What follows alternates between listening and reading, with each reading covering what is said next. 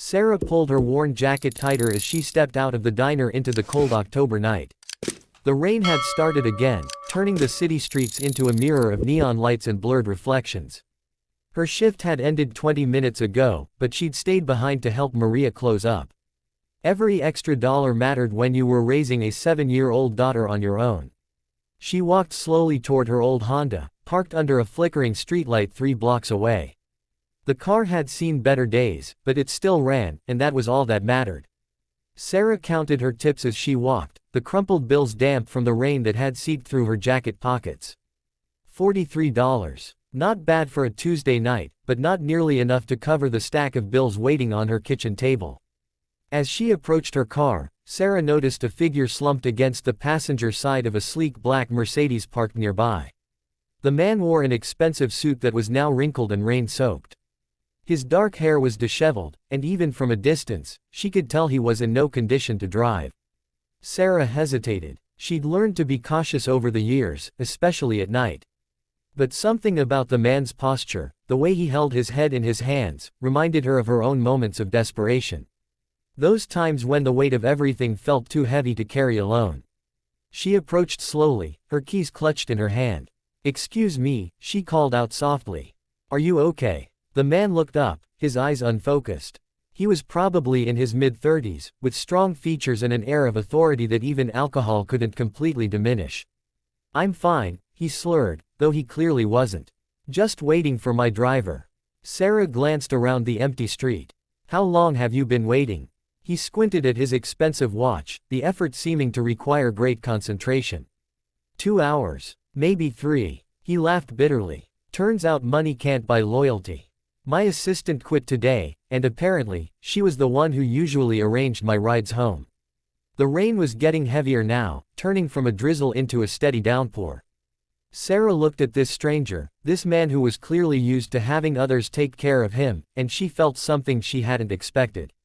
Compassion. "Look," she said, making a decision that surprised even herself. "I can't leave you here like this. Let me drive you home." He stared at her for a long moment, as if trying to process her words. "You don't even know me. I could be dangerous." Sarah almost smiled at that. Here was a man who could barely stand upright, worried about being a threat to her. "Right now, you're just someone who needs help getting home safely. And I'm someone who knows what it feels like to need help." The man struggled to his feet, swaying slightly. "I'm Marcus," he said, extending his hand with surprising formality given the circumstances. "Sarah," she replied, shaking his hand briefly. "Now, where do you live?" Marcus gave her an address in the wealthy part of town, a neighborhood Sarah had only driven through while working her weekend job as a house cleaner. The kind of place where single-family homes sat on manicured lots worth more than she'd earn in a lifetime. The drive was quiet at first. Marcus sat in the passenger seat, his head leaning against the window, watching the city lights blur past. Sarah focused on the road, occasionally glancing at her unexpected passenger. Despite his current state, there was something intriguing about him. An intelligence in his eyes, even clouded by alcohol, that suggested there was more to his story than a simple case of drinking too much. "Why did you help me?"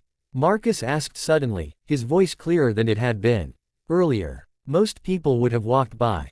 Sarah considered the question as she navigated through the rain-slicked streets. "I guess I know what it's like to feel alone. Even when you're surrounded by people, sometimes you can feel completely isolated." Marcus turned to look at her more directly. "You have that feeling often." "More than I'd like to admit." Sarah's hands tightened on the steering wheel. "I have a daughter, Emma. She's 7. Most days, I feel like I'm barely keeping my head above water. Working 2 jobs, trying to make sure she has everything she needs, worrying about bills, about her future." She paused, surprised by her own honesty. "I suppose when I saw you sitting there, looking lost, I recognized something familiar." They drove in comfortable silence for a few more minutes. The expensive neighborhood began to emerge around them, with its wide streets and imposing gates. Sarah felt increasingly out of place, but Marcus seemed more alert now, giving her directions in a steady voice. "Turn left here," he said, pointing toward a tree-lined street. "Third house on the right. The one with the stone pillars." Sarah pulled into the circular driveway of a house that looked more like a small mansion. Perfectly maintained gardens flanked the entrance, and warm light glowed from multiple windows. It was the kind of home she'd only seen in magazines. Marcus made no immediate move to get out of the car. Instead, he sat quietly, staring at his house. "You know what's funny?" he said finally. "I have all this, and tonight was the first real conversation I've had in months." Sarah turned off the engine but left her hands on the steering wheel. "What do you mean? Everyone wants something from me.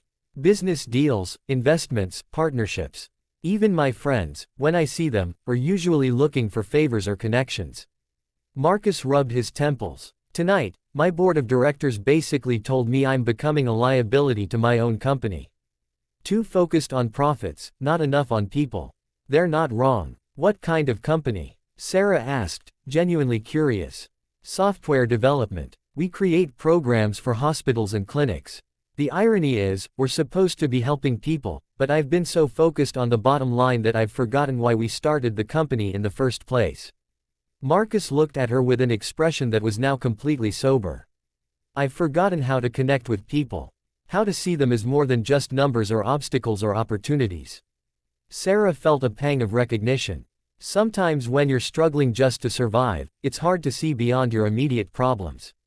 But that doesn't mean you've lost your humanity. Maybe you just need to remember why you cared in the first place. Marcus was quiet for a long moment. "My sister died in a hospital 5 years ago. The software they were using was outdated, inefficient. It delayed her treatment." His voice grew soft. "I started the company because I wanted to make sure no other family went through what mine did. But somewhere along the way, I became exactly the kind of person I'd set out to fight against." Sarah reached over and gently touched his arm. "It's not too late to change direction." Marcus looked down at her hand, then back at her face. "You're remarkable, you know that. You work 2 jobs to support your daughter, you help strangers in the rain, and you still have enough hope left to believe people can change." Sarah felt heat rise in her cheeks. "I don't feel remarkable most days. I feel tired and overwhelmed and scared that I'm not doing enough for Emma." "What does she want to be when she grows up?" Marcus asked. "A doctor," Sarah said, and her face lit up with pride. "She says she wants to help people feel better. She's incredibly smart, but college seems so far away financially that sometimes I wonder if I'm setting her up for disappointment by encouraging her dreams." Marcus was quiet for a moment, then reached into his jacket pocket and pulled out a business card. "This is going to sound crazy, but I want to offer you a job. My assistant quit today, and I need someone I can trust. Someone who sees people as people, not as means to an end." Sarah stared at the card, her heart racing. "Marcus, I appreciate the gesture, but you don't even know me. And you've been drinking." "I've been drinking, yes, but I've never been more clear about anything in my life." Marcus turned his body toward her. "Look, I'll be honest. The salary would be more than you make at both your jobs combined. Full health benefits, and we have a scholarship program for employees' children. Emma could have her college education paid for." Sarah's hands were shaking now.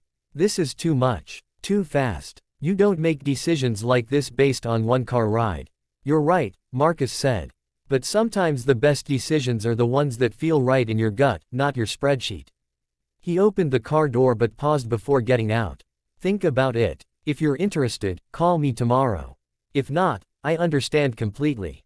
Sarah sat in her car for a full 5 minutes after Marcus went inside, staring at his business card. Marcus Chen, CEO, HealthTech Solutions. The address was in the downtown business district, in one of the gleaming high-rises she passed on her way to the diner. 3 months later, Sarah was sitting in her new office, reviewing the latest reports on their charitable giving program when Marcus knocked on her open door. "How are the numbers looking?" he asked, settling into the chair across from her desk. "Better than expected," Sarah replied, smiling. "The free software program for rural clinics is already being used in 12 states. And the scholarship fund has received applications from over 300 families." Marcus nodded, his face showing the kind of satisfaction that money couldn't buy. "Emma's still planning on medical school." More determined than ever, Sarah laughed. "She says she wants to specialize in pediatric cardiology now. Apparently, helping sick children is more important than just helping people feel better." "Smart kid. Takes after her mother." Marcus paused, his expression growing more serious. Sarah, I've been thinking. That night in the rain changed everything for me. Not just my business approach, but my entire perspective on what matters. Sarah felt her cheeks warm. Over the past few months, their professional relationship had developed into something deeper. Stolen glances during meetings, lingering conversations after work, a growing sense that they were building something together that went beyond business. It changed things for me too, she said softly. I never imagined that helping someone get home safely could lead to all this. Marcus stood up and walked around her desk, extending his hand to her. Would you like to get dinner tonight? Somewhere that's not the hospital cafeteria. Sarah took his hand and stood up, feeling like her life was finally falling into place. I'd like that very much. As they left the office together, Sarah thought about that rainy October night and how one small act of kindness had transformed both their lives. Sometimes the most important journeys begin with a single step into the unknown, trusting that compassion will light the way forward.